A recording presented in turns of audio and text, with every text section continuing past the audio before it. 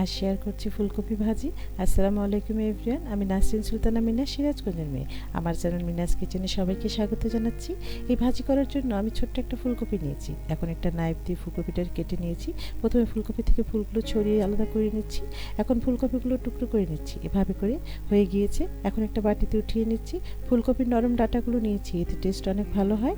এখন ফ্রাই প্যানে তেল দিয়ে দিলাম 3 টেবিল চামচ সরিষার তেল। তেলটা গরম হয়ে আসলে দিয়ে দিলাম তেজপাতা, দিয়ে দিলাম 2টা পেঁয়াজ কুচি, ভেজে নিচ্ছি।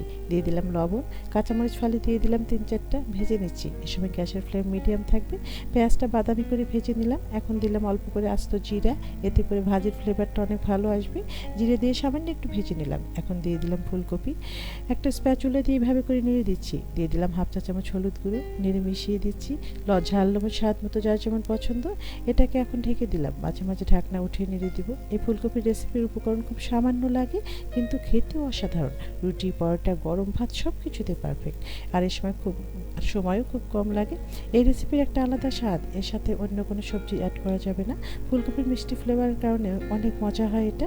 এটা কিন্তু খুব সিদ্ধ হলে চলবে না, সফট হবে কিন্তু গলে যাবে না।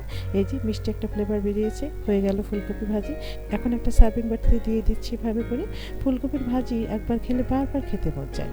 দেখুন কতটা সুন্দর হয়েছে। আমার এরকম সহজ রেসিপি যদি ভালো লাগে, ইউটিউব থেকে দেখলে চ্যানেলটি অবশ্যই সাবস্ক্রাইব করবেন, তাহলে আমার রান্নার সকল নোটিফিকেশান আপনার কাছে পৌঁছে যাবে।